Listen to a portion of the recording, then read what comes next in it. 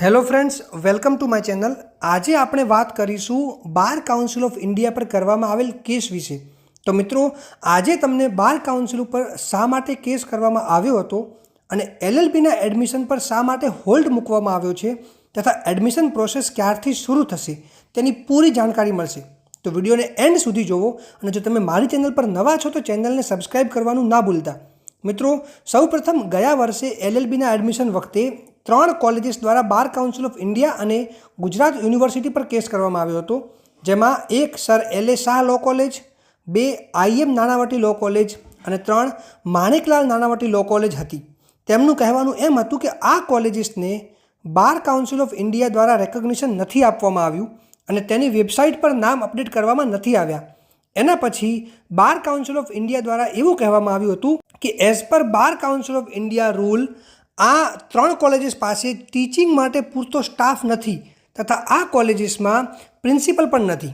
ત્યારે મિસ્ટર સુધીર નાણાવટી આ 3 કોલેજીસ વતી કહ્યું કે તેમને ગુજરાત સરકારને ઘણીવાર સ્ટાફને હાયર કરવા માટે કહેવામાં આવ્યું છે, પણ ગુજરાત સરકાર દ્વારા તેમની માંગણી પૂરી નથી થઈ શકી અને તેથી કોલેજીસમાં સ્ટાફની કમી છે। મિત્રો, ત્યારબાદ ગુજરાત સરકાર દ્વારા હાઈકોર્ટને કહેવામાં આવ્યું કે તે માત્ર એક જ ડિવિઝનને જ ગ્રાન્ટ આપી શકશે અને બાકીના એક ડિવિઝન માટે કોલેજીસ સેલ્ફ ફાઇનાન્સ રીતે એડમિશન કરી શકે છે। તો મિત્રો, જ્યારે ગુજરાત યુનિવર્સિટી સાથે એફિલિએટેડ ગ્રાન્ટીન એઇડ કોલેજીસમાં માત્ર એક જ ડિવિઝનની મંજૂરી અપાઈ હતી અને તે માટે ગુજરાત સરકાર ફેકલ્ટીઝ આપવા માટે રેડી હતી, ત્યારે ગુજરાત હાઈકોર્ટ દ્વારા ઓર્ડર આપવામાં આવ્યો હતો અને કહેવામાં આવ્યું બાર કાઉન્સિલ ઓફ ઇન્ડિયાને કે તે આ કોલેજીસને 1 યર માટે ટેમ્પરરી રેકોગ્નિશન આપે 2023-2024 માટે। તો મિત્રો, આના કારણે ગ્રાન્ટીન એઇડ કોલેજીસમાં જે 120+ સીટ્સ હતી એ કોલેજીસમાં હવે માત્ર 60 સીટ જ આપવામાં આવી છે અને તેમની પાસે બીજી 60 સેલ્ફ ફાઇનાન્સ સીટની મંજૂરી છે, પણ જેમાંથી એક વિવેકાનંદ લો કોલેજ દ્વારા જ તેનો ઉપયોગ કરવામાં આવ્યો છે અને આ અરજીના કારણે એલએલબી એડમિશન 1 મંથ જેટલું લેટ થયું હતું।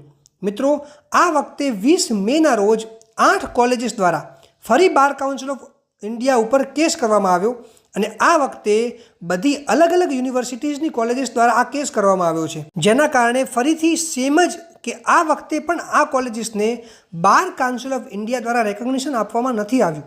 એ માટે આ બધી કોલેજીસ દ્વારા બાર કાઉન્સિલ ઓફ ઇન્ડિયા સામે અરજી કરવામાં આવી છે। મિત્રો, આ વખતે પણ 8 કોલેજીસ તરફથી મિસ્ટર સુધીર નાણાવટી કેસ લડી રહ્યા છે અને બાર કાઉન્સિલ ઓફ ઇન્ડિયા તરફથી મિસ્ટર મનન શાહ કેસ લડી રહ્યા છે। મિત્રો, આ વખતે બધી કોલેજીસ દ્વારા 2014માં ઇન્સ્પેક્શન માટેની ફીસ પે કરી દેવામાં આવી હતી અને સાથે ઇન્સ્પેક્શન કરવા માટેનું ફોર્મ પણ મોકલેલું હતું। તેમ છતાં હજી સુધી બાર કાઉન્સિલ ઓફ ઇન્ડિયા દ્વારા હજુ સુધી આ 10 વર્ષમાં ઇન્સ્પેક્શન કરવામાં નહોતું આવ્યું। મિસ્ટર મનન શાહની માંગ હતી કે કોલેજીસ દ્વારા જેટલા યરની ફીસ બાકી છે એ બધી જ ફીસ પે કરવામાં આવે અને ફરીથી બધી કોલેજની ડિટેલ્સ સાથે ઇન્સ્પેક્શન માટેનું ફોર્મ ભરીને મોકલવામાં આવે। ત્યારે મિસ્ટર સુધીર નાણાવટીએ કહ્યું કે બાર કાઉન્સિલ ઓફ ઇન્ડિયાને 2014માં ઇન્સ્પેક્શન માટેની ફીસ પે કરી દેવામાં આવી હતી, પણ બાર કાઉન્સિલ ઓફ ઇન્ડિયા દ્વારા 2014 પછીથી એક બી વાર આ 10 વર્ષમાં ઇન્સ્પેક્શન કરવામાં નથી આવ્યું અને એ સમયમાં કોલેજીસનું રેકોગ્નિશન પણ આપવામાં નહોતું આવ્યું। ત્યારે ગુજરાત હાઈકોર્ટે કહ્યું કે bar council of India versus Bonnie Foi law colleges and અધર્સનું જજમેન્ટ 2023માં આપવામાં આવ્યું છે, જેમાં એવું કહેવામાં આવ્યું છે કે ટાઈમલાઈન પ્રોસ્પેક્ટિવલી જ કાઉન્ટ કરવાનું છે, એટલે 2023 પહેલાંની કોઈ પણ ફીસ પે નથી કરવાની।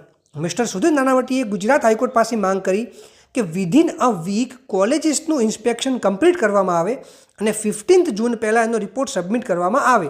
તો હાઈકોર્ટ દ્વારા મિસ્ટર સુધીર નાણાવટીને કહેવામાં આવ્યું કે તે બધી જ કોલેજીસની ડિટેલ્સ ફરીથી બાર કાઉન્સિલ ઓફ ઇન્ડિયાને મોકલે અને સાથે ઇન્સ્પેક્શન માટેની રિક્વાયર્ડ ડિટેલ્સ પણ મોકલી આપે અને મિસ્ટર મનન શાહને કહેવામાં આવ્યું કે તેમના દ્વારા વિધિન અ વીક કોલેજીસનું ઇન્સ્પેક્શન કમ્પ્લીટ કરવામાં આવે અને 15 જૂન પહેલાં રિપોર્ટ સબમિટ કરવામાં આવે અને ગુજરાત હાઈકોર્ટ દ્વારા જ્યાં સુધી આ ફાઇનલ રિપોર્ટ ના આવી જાય ત્યાં સુધી એલએલબી 3 યર કોર્સ માટેનું એડમિશન હોલ્ડ પર મૂકવામાં આવેલ છે અને નેક્સ્ટ હિયરિંગ ડેટ 20 જૂન રાખવામાં આવેલ છે। એટલે મિત્રો, 20 જૂન પહેલાં એલએલબીનું એડમિશન શરૂ થવાના કોઈ ચાન્સ નથી અને જેવી કોઈ એલએલબી એડમિશન રિલેટેડ અપડેટ આવશે એના વિશે તેમને મારી પૂરી ડિટેલ્સ મારી ચેનલ પરથી મળી જશે। મિત્રો, જો તમને કોઈ ક્વેશ્ચન હોય તો તમે મને કમેન્ટ સેક્શનમાં જણાવી શકો છો અને આ વિડીયોને લાઇક કરો, વધારેમાં વધારે શેર કરો અને મારી ચેનલને સબસ્ક્રાઈબ કરવાનું ના ભૂલતા।